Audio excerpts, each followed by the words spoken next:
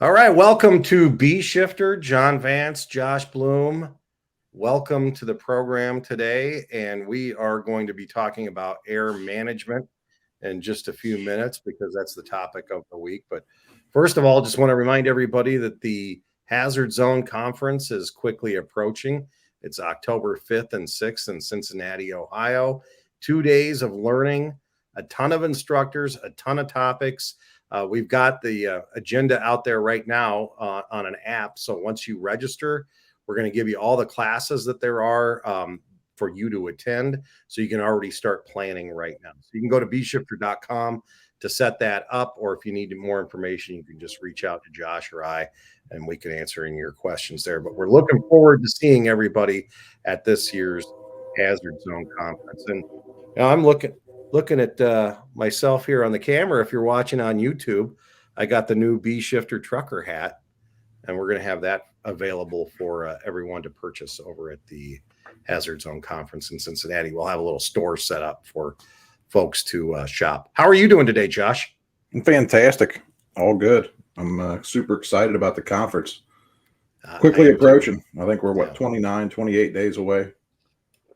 Yeah, we have a lot of people have RSVP'd. I know a couple of the hotels are full or just about full. I know one hotel for sure is full, right? Yep.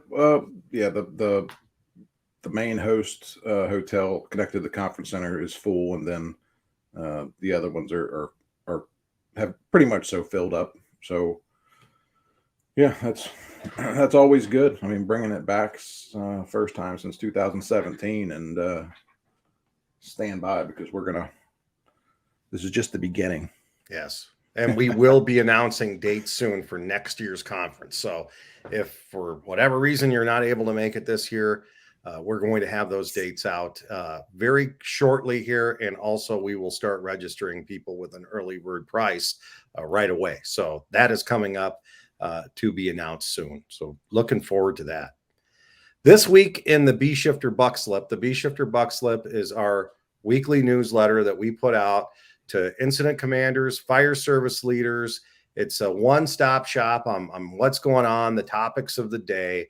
And we have a series going on right now where we are giving you free SOGs. And these are SOGs that are in PDF and Word format. You can customize them for your department. If there's something in there that you want to change around, you can. But we've done, by and large, most of the work for you. So I know with SOGs, the heavy lift is just getting it going and getting something to start with. And this is definitely a start for everybody. And every week that we feature something, we're getting more and more conversation about it. And I had a lot of conversation with folks online this week. So we thought we'd pop on, do a little podcast on it, and really go in depth on what these SOGs are all about, why it's important for you to have an air management SOG for your department, and talk about some of the drills and stuff that we've offered as well. So if you have not subscribed to the B Shifter Buck Slip, the show notes have the link in it, so you can sign up and subscribe right now. And at the end of this entire series, we're going to offer you the catalog too. So if you're just hopping on halfway through, we'll have an opportunity for you to go back and get all the SOGs that we've already issued for the last 4 or 5 weeks. So talking about air management, Josh, I think starting off with a little historical perspective on the way that we used to manage air and why we need to have an air management policy to begin with. So hit that one for us. Yeah. So, many years ago, long before Chemox or any of those things, it was when they did go inside, it was window to window, and they, would maybe try to, protect themselves some way, shape, or form with a sponge or something just over their face, or, some kind of handkerchief, or, whatever. And then, literally it was from window to window, and something we talk about in some fire science stuff now, that tunneling, right? Maybe they would try to stay inside that tunnel, and that was, long ago. And then, the Chemox thing, we've had a lot of discussion about that anyway, because we got Chief Bernasini's gear and his Chemox from when he was on the Phoenix Fire Department there at the CTC. And it was like they gave a lot more attention to air management then, about what it really meant and what can I really do and how can I protect myself, it seems, than we do now. We have all kinds of bells and whistles and computers and gadgets and widgets and all of this, and definitely technology and equipment is better than it's ever been. But the missing piece is, I think, why do we do air management, and then what does it really look like, and then how do you do it? So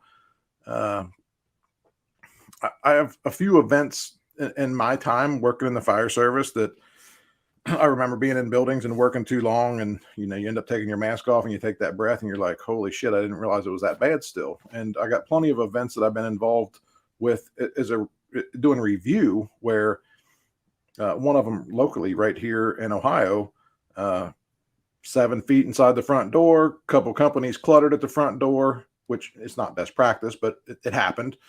A guy gets his mask knocked off, one breath, unconscious right there. And they're like, what in the world happened to him? Thought he had a heart attack, pulled him out. Well, his mask was off. And that's all it took. One breath and it was over. So, I mean, you want to know why we do it. Well, one breath in today's environment, it's over. 212 degrees, your trachea is mostly water, right? I mean, we're mostly made of water. When it boils and blisters, it's over, right? And then the whole mind thing, right? We've all probably been in the burn building where you were burning all day, and you're at the end of the day, and I'm just going in there to throw one more pallet on, or going in there to stoke the fire, or whatever. Or maybe the old MSA elephant trunk, you forgot to just plug it back in when you went through the door and you took that breath, and it's like, holy shit, it kind of catches you off guard. Well, just think about what goes through your mind if you're inside the building and you get to that position, right? And we've heard plenty of instances in recent times of people being out of air inside the building, or they're running out of air, and then it goes silent because when you're out of air inside the IDLH, you're going to die. And that's how the article started. And I know it's kind of harsh, and some people said something to me about that, but it's the truth. I mean, how long can you hold your breath? So no different than divers consider, I can't dive any longer than I have air for. So when we dive through that front door as firefighters, we need to be thinking about, how long can I really work? And did I have to give myself time to be able to get outside the building? So I know I jumped from the history thing like right into it, because I got a lot of passion and interest about this, because our industry seems to be struggling with this whole air management thing. And we think that accidental success is success. And incidents, you hear it on YouTube, you hear it on real incidents. You don't have to look far to hear the people think it's just normal that the low air alarm is going off on the fire ground. And it's like, no, we've created this monster that it's okay for that to happen. And then people come out all the time with their low air alarm going off, and it works until it doesn't. And the time to figure it out isn't when you're having that, oh shit, I'm out of air now. So, I mean, that's what the whole air management piece was about, and the whole SOG. I mean, we have to do better industry wide. I think training our people. What do those lights really mean? How long does your air really last? It's smoke and mirrors. People say 15 minutes, 17 minutes. Well, we got a top 10 size fire department in the country right now that has been sharing a ton of data with us. And the average work time for their crew, by the time they get to 50% on a 4,500 pound cylinder, the average work time is under 6 minutes. So and they're not, well, a whole nother problem. They identified that people are not filling their bottle. So the average starting pressure they're starting with is like 4,200. So they're not even starting with a full bottle. And we're seeing that too. I've seen some people's air management SOGs. As long as your bottle has more than 4,100 in it, it's okay. Well, that 400 pounds to 4,500, how much time is that? I mean, I'm going to ask everybody on here, and it's going to listen to that question. How much time is 400 pounds in your 4,500 pound cylinder? Like how long is that for you? Because, if it's 2, 3, 4 minutes, well, 2, 3, 4 minutes of additional air before you're out of air, it matters, right? I mean, it's a whole mind frame and culture, and I think training and expectations, and yeah, there's more to it than people think about when it comes to air management. In your article, which was excellent, that you wrote as a companion piece to the SOG that you put out this week, you said on top of this thing, two things keep us alive inside a burning building if we are operating in the correct strategy. That's water on the fire and air on our backs. It is absolute risk management for us to have air management, isn't it? 100%. I mean, we can't do our job if we don't have air. We can't help anybody else if we can't help ourselves. So part of the whole air thing is we equip ourselves with this personal protective equipment. And not to digress or get on something totally different, but we ask so many times, what's the real capability of your turnout gear? And people don't know. I don't know. They dropped it off to me and I put it on, and this is what I wear because that's what they gave me. And people, it'll hold up to a flashover, it'll hold up to this, that, and it's like, well, no, like that's just another piece of it, right? So when I was putting that article together, I was thinking about like what really gets us inside of buildings on fire if we're in the correct strategy, right? So, I mean, if we're getting water on the fire and we're getting rid of that thermal threat, then the next piece of it is that IDLH piece of that toxic smoke and lack of oxygen. So water on the fire, air on our back, and those two go hand in hand. With this SOG, how much of this will get a department into compliance? Well, let's talk about NFPA 1404 and how much of the SOG will get us into compliance with NFPA 1404. So the SOG addresses a lot of the NFPA 1404 standard. I mean, some of the stuff you have to figure out, for yourself. But NFPA 1404 is the air management training. It's training on the equipment, right? And then it goes through and talks about, some of the things about the SCBA and like when we're working in that environment, what does that really mean? And how is the air, what does air management really mean with when it comes to how much air we have and how much air we have left, and then the emergency reserve piece. So,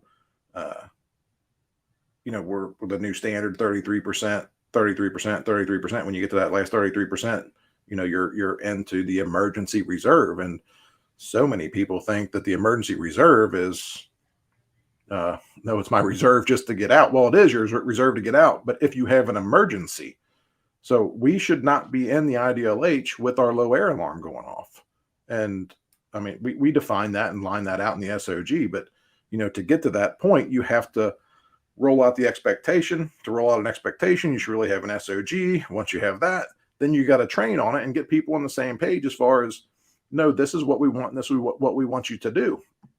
And then just like anything, if you want to be successful, you got to be willing to evaluate yourself. So I can't let John Vance come out of a building with his low air alarm going off because it was 1,000 square foot house and say, it's okay. It's like, no, John, we're not going to do that. This is the whole thing with me about this air management thing. We pay no attention to air management, but by golly, if you're late, if it's 7:05, I'm going to write you up. And it's like, what the hell? No, we're talking about safety stuff that we should be enforcing, right? And if we don't do that all the time, then we're never going to do it. So, I said the 1,000 square foot house piece. Well, people say, well, there's a window or a door everywhere. Well, there is until there isn't, right? And we don't have to look too far in the past to find where there was an air problem that resulted in a firefighter being hurt and another firefighter dying from running out of air inside of a house on fire, right? And then I think it was just last month, a house fire. They may or may not have been in the correct strategy. There was a collapse and it took 23 minutes to get the firefighters out. So, the only chance we have of helping somebody is if we're doing everything right when something goes wrong. And that's why it's so important that with this air management standard and this SOG that we do it right every single time. We don't get to decide when something's going to go sideways on us oftentimes. So that comes back to, you better be doing everything right when something goes wrong. It could be the simplest thing is you're at a house. I worked until I was really close to my low air alarm going off, and I fell into the basement stairs, which happens to still have a IDLH smoke environment. Well, you got a problem, right? I mean, it's a Mayday event, and you're not giving us much time to be able to get to you and get you out.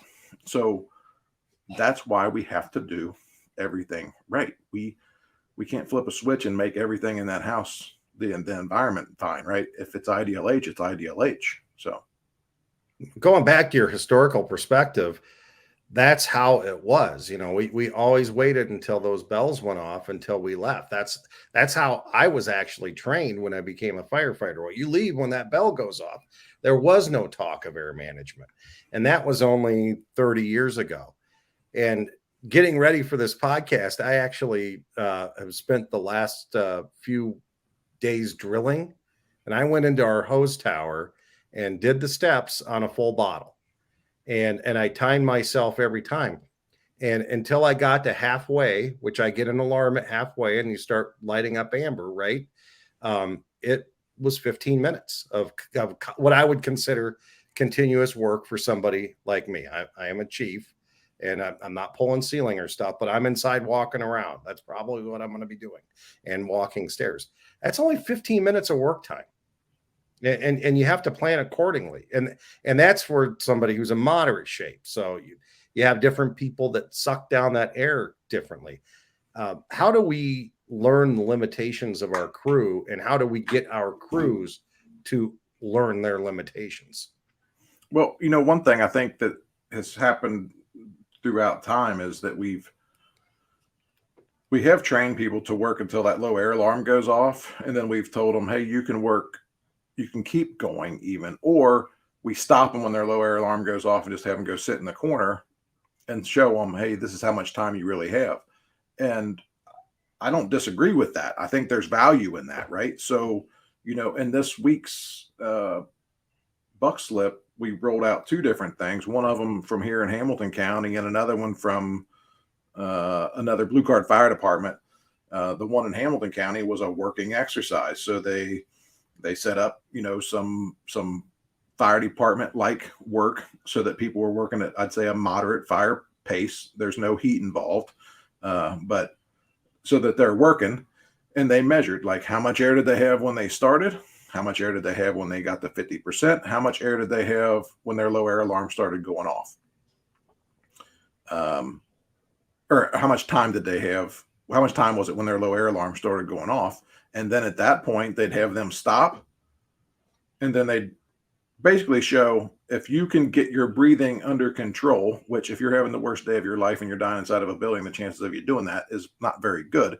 But the whole mindset thing of my low air alarm just started going off, and if I can calm myself down, how long could I stay here? So, I mean, there's some people, it's basically between 30 and 57 minutes that some people got if they could just sit in a corner and calm themselves down. Now, granted, that's not the worst day of their life. They're having some, competition with other people.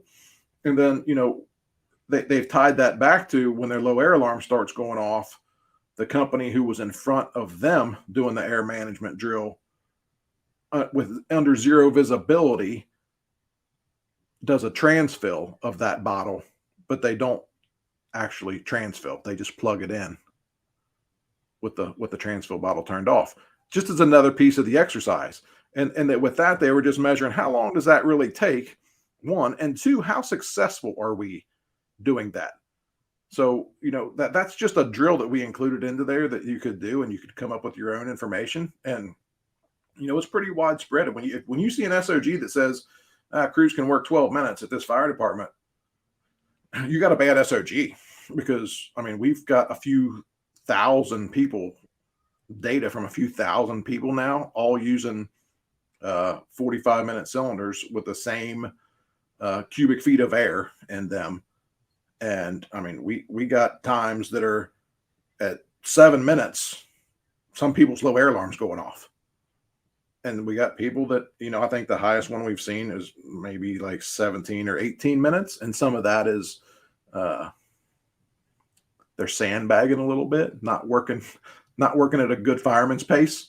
But it's good for people to see and know that, right? So that's where it comes down to the task level and the company officer knowing the limitations and capabilities of the people that they're working with, because you can only work as long as your weakest link, and your weakest link is the person who's going to use the most air, right? So the company officer, in a lot of situations, in a lot of cases, in a lot of organizations, is probably going to use the least amount of air because they're maybe not doing as much manual labor work. They're doing more thinking, evaluating, coaching, communicating, assigning, right? And the firefighters are doing the more labor, right? So,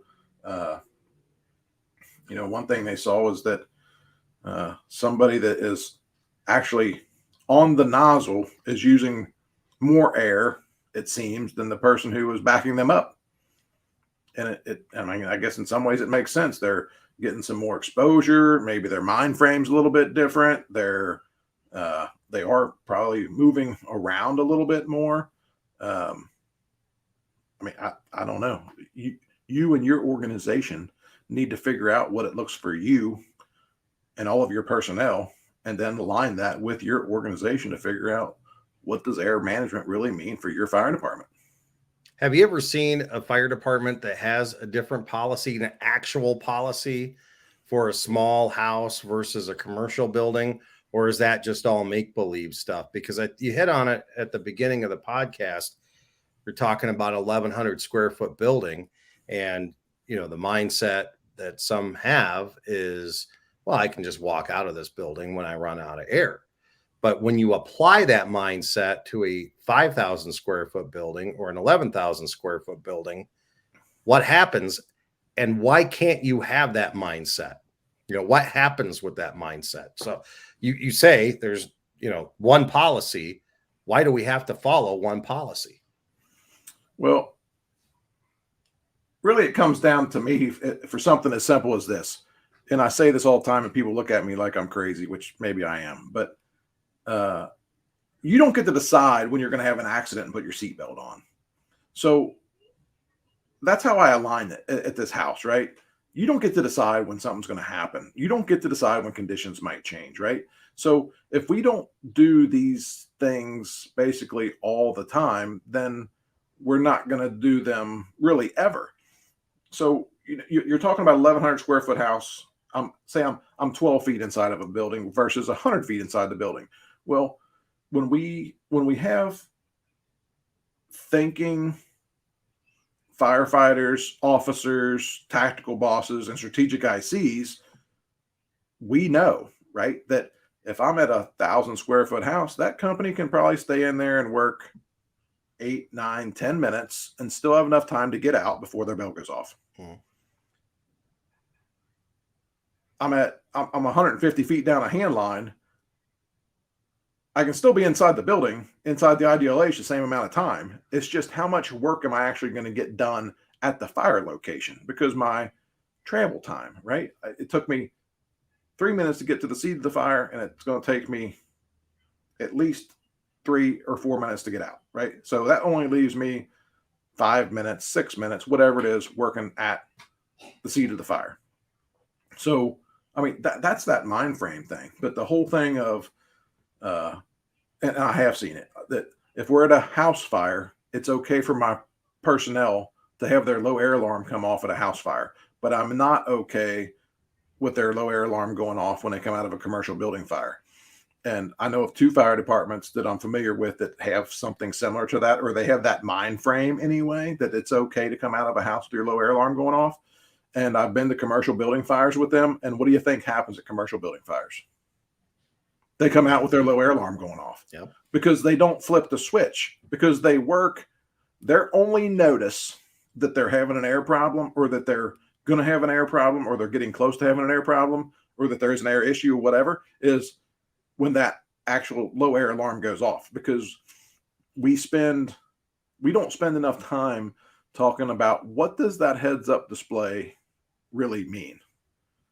And John, you said something before at 50%. You guys wearing MSA G1s or something?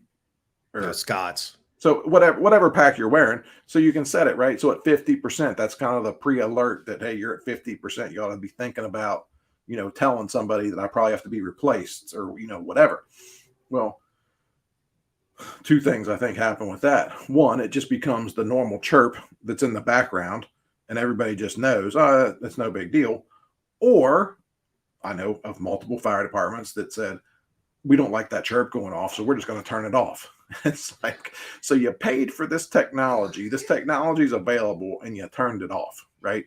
It just, it makes zero sense to me. And then the whole heads up display. We've one of the fire departments that's doing a ton of work on air management right now when it comes to, putting their people through some drills and exercises so that they know how much time they have and their company officers know. And then department wide, they can kind of come up with, what does it really look like for our entire organization? One of the things when the people are showing up, they're saying, if this light is lit up, what does that mean? And people don't know. And they go back and basically say, well, in the academy, we really didn't talk about that because they just said, this is how you put it on. This is how you don your face piece. You got it all hooked. It's like, it's a disservice. It's a disservice, no different than it's a disservice that we give people turnout gear, but we don't tell them what the limitations and capabilities of the turnout gear is, right? Chris Stewart, one of our colleagues, earlier today I'm talking to him, he was like, yeah, we spend zero time talking about that fragile body that's inside of the turnout gear and that's wearing that SCBA. And what can it really hold up to? And we don't talk about that and what it can do. And we definitely don't talk about what does our PPE do and our SCBA do to protect us?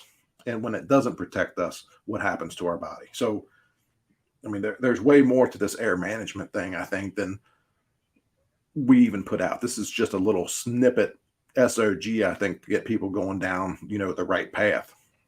How often do you think we should be putting that SCBA on and practicing with it and being comfortable with it and understanding what all the chirps and lights and gauges mean? How often should our firefighters have that on their back if they're not going to fires on a regular basis?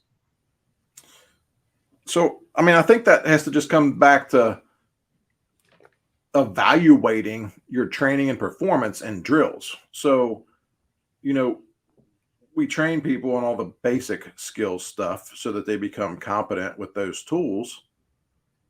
And then in a drill, we should exercise and see what it really looks like, right? So if people aren't doing what we want them to do in a drill, or people aren't doing what we want them to do at a live event, then we need to fix that. And, sometimes it can be fixed through discussion, but oftentimes that needs to be fixed through putting your stuff on, right? And actually going through the motions. I know fire departments that are not going to be, that will not make a first due fire in their district this year. And they cover 30 square miles and they got 20 guys a day on duty and they will not make a first due fire in their district. You want to talk? So how often should they be doing it? To be honest with you, probably every day. Every day those guys go to work, they should probably get dressed, put their air pack on, practice putting their mask on, get all their stuff on. So when they have to do it, that they do it right. SCBAs, I think, in a lot of ways are about confidence. You've got to be in the right mental mind frame when you put it on your back, because suddenly you're so aware of how you're breathing, how much you're breathing, the rhythm that you're breathing at. It tends to escalate. You're in a stressful situation if you're actually in a fire, so your respirations are going to go up. And to be able to have that ongoing practice, not just an annual SCBA confidence course, but actually putting them on a regular basis, matters a lot, because you're going to have that confidence and you're going to know how to fix something, or what it means when you're looking at the gauge, and you're also going to know your own physiology on how you're going to react in certain situations when you're on air. It's like a scuba diver, right? If you're a scuba diver and you're 85 feet down and you run out of air, you're done, right? It's over. I mean, It's over. Yeah. yeah. And if you do make it up, you're going to be going to a hyperbaric chamber somewhere because you're going to have the bins and all kinds of other problems from depressurizing so quick. So, using that scuba mindset, I mean, you wouldn't go to the bottom of the ocean and, oh shit, I got to get out of here now. We need to adapt that to firefighting and SCBA. Mm-hmm. Absolutely. John, we talked about it earlier, and I'm just going to, because this air management thing, it's nothing new. Yeah. Right. I mean, it really isn't. I don't think have given it the attention that it deserves. And I know there's a ton of organizations out there that give it plenty of attention, but, we want to try to impact and help as many organizations as we possibly can. That's what this whole thing's about for us. And if you take one thing away from it and it makes a difference, then, that's fantastic. And it's been a long time ago, but Mike Gagliano and a few of those folks came to Cincinnati and did a couple of classes here in Hamilton County at Loveland Sims Fire Department. And, air management isn't new, and I'm just going to show it because, they wrote this book a long time ago now, and I don't know exactly what the date was, and that really is irrelevant, but it's been around for, I think, 15 years, I don't know, a long time. And this whole thing, air management for the fire service. And it's like, 2.5 inches thick, right? And, some of the people that got our SOG this week are like, where'd this whole air management thing come from? I didn't even know that NFPA 1404 existed. It's like, well, no, there's a standard for everything, right? And we've had a lot of accidental success with it, and I think that's a piece of it. But I just wanted to, say, hey, this is not new. There's a ton of great information in this book, and I'm almost positive you can still get it. It's a fire engineering book, and if you don't have it, it's probably something to latch on to.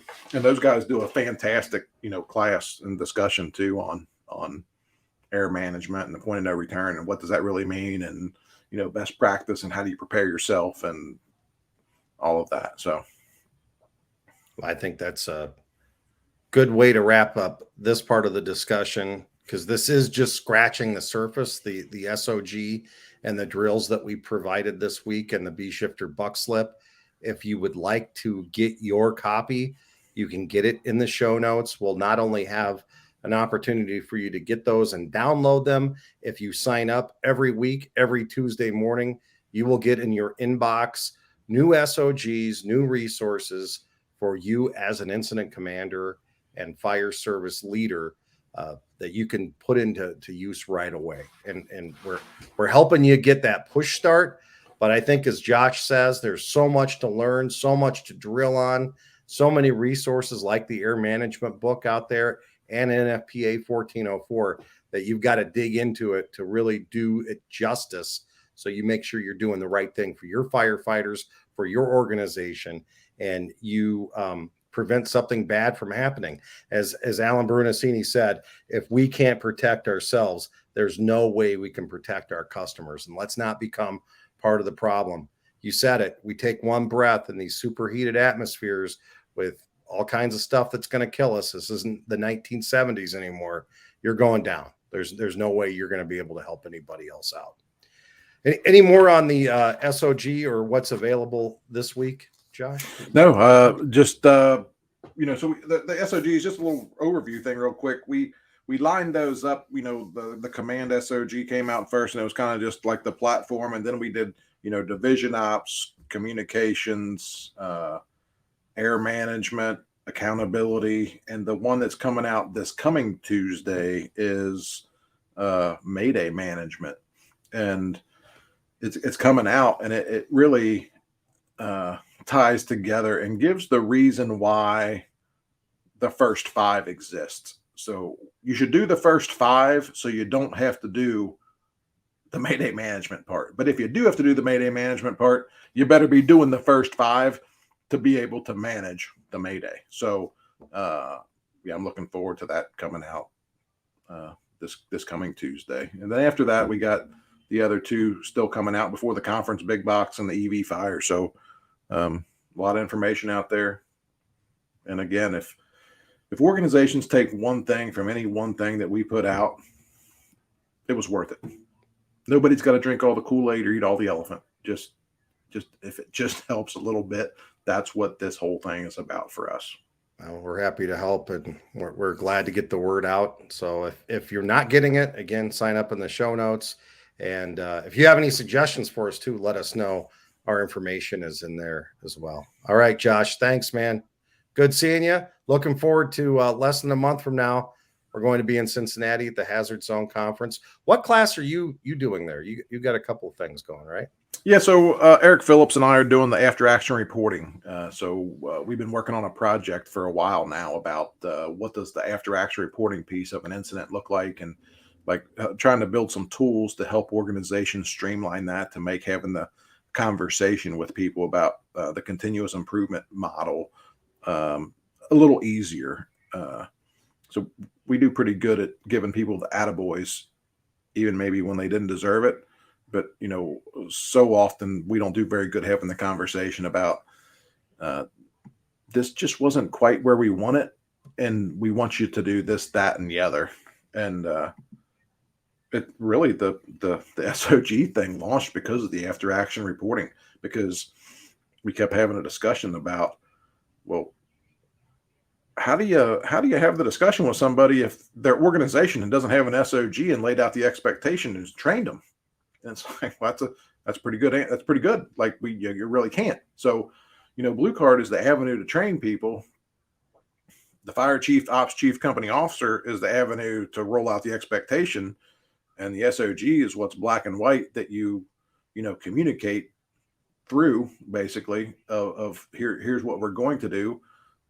We communicate this is what we're going to do. We train people on it. And then the after action reporting thing, we can have that discussion so that we can always look to do better. Because if we settle for how we did today and we think we were successful, tomorrow may not look like that, and will likely not look like that. We can't keep doing the same thing and expect different results. So, well, thanks for all your hard work. I know this has been a labor of love for you, and really a great project. So thanks for all the SOGs. You are making our lives easier at my department, because we're in the middle of updating all our SOGs right now. So this has been a great push start for us. So thanks, Josh. Thank you, John. All right. We'll talk to you all next time on the B Shifter podcast. Thanks so much for listening.